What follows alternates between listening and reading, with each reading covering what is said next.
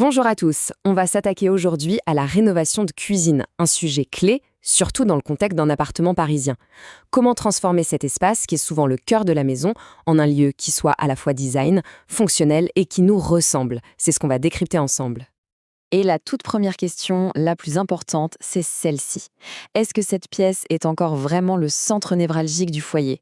Parce qu'au-delà des tendances, une rénovation qui a du sens part d'un besoin, celui de retrouver le plaisir d'être et de vivre dans cet espace. Si la réponse n'est pas un oui immédiat, alors ce qui suit va sûrement vous intéresser. Allez, rentrons dans le vif du sujet. Avant même de rêver au futur design, il est essentiel de poser un diagnostic honnête. Quels sont les signes qui ne trompent pas, ceux qui montrent qu'il est vraiment temps d'envisager un changement? En fait, c'est une simple balance. D'un côté, il y a les problèmes du quotidien, le plan de travail qui a fait son temps, le manque de place, un style qui n'est plus du tout au goût du jour. Mais de l'autre, derrière chaque problème se cache un potentiel énorme. Une occasion en or de repenser l'espace pour qu'il devienne non seulement beau, mais surtout parfaitement adapté à nos vies. Et ça, c'est le problème numéro un dans beaucoup d'appartements parisiens, l'agencement qui n'est plus fonctionnel. Quand on a du mal à circuler, qu'on se cogne pour ouvrir un tiroir, c'est tout le confort du quotidien qui est impacté. C'est le signal le plus clair qu'une réorganisation en profondeur est nécessaire. Bon, le constat est fait, maintenant, projetons-nous un peu. Parce qu'une rénovation bien menée, ça apporte bien plus qu'un simple coup de jeune à une pièce. On parle en réalité d'un investissement à triple impact. Premièrement, et c'est un point crucial à Paris, on valorise son bien immobilier. Deuxièmement, on améliore sa propre qualité de vie avec un espace optimisé et plus de rangement. Et troisièmement, on peut en profiter pour booster l'efficacité énergétique, un critère de plus en plus important aujourd'hui. C'est vraiment la bonne façon de voir les choses. Il ne s'agit pas d'une dépense, mais bien d'un investissement. On alloue un capital pour augmenter la valeur de son patrimoine. On crée de la valeur, à la fois financière pour le marché et personnelle pour son propre bien-être. Ok, passons à la phase concrète, la planification. C'est là que le projet prend vraiment forme. Et pour que tout se passe bien, il y a deux piliers. Le budget, évidemment, et l'expertise pour se faire accompagner. Pour se faire une idée claire, voici quelques ordres de grandeur.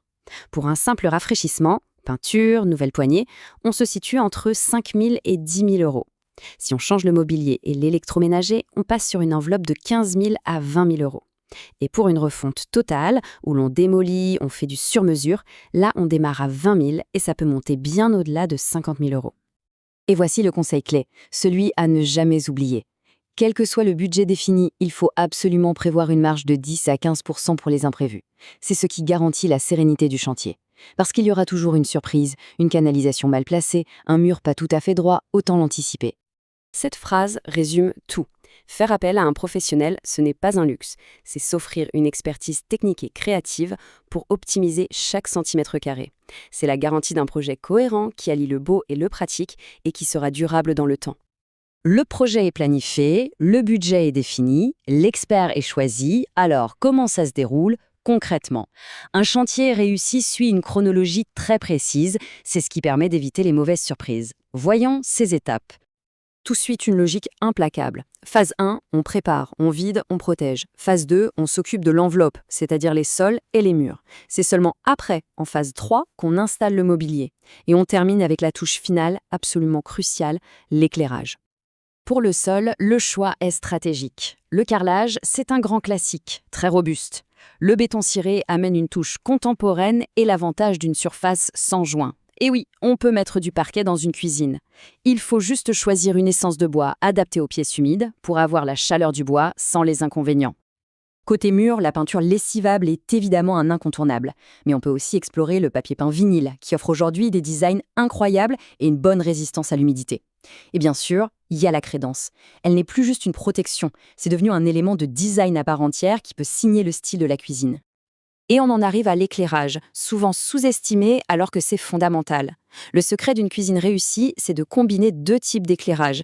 D'un côté, un éclairage direct et fonctionnel sur les zones de travail, comme des spots ou des bandeaux LED, et de l'autre, un éclairage indirect, plus doux, pour créer une ambiance chaleureuse. C'est cet équilibre entre les deux qui fait toute la magie. Pour terminer, synthétisons quelques principes clés pour s'assurer que la nouvelle cuisine ne sera pas seulement fonctionnelle, mais aussi résolument contemporaine. La modernité, aujourd'hui, c'est un subtil mélange. C'est l'îlot central qui vient structurer l'espace et créer de la convivialité. C'est le choix de matériaux nobles et performants, comme le quartz. C'est aussi la pureté des lignes du mobilier. Mais le vrai secret, il est dans les détails. Le jeu des textures, les contrastes bien pensés et une palette de couleurs harmonieuses. C'est ça qui va donner une véritable âme à l'espace. Et pour finir, toute la réflexion peut commencer par cette simple question: quel est le premier élément à changer? Le plan de travail, l'éclairage, l'agencement général? Identifier ce point de friction, c'est souvent la première étape pour imaginer la cuisine idéale de demain. Notre décryptage se termine ici, j'espère qu'il vous aura été utile.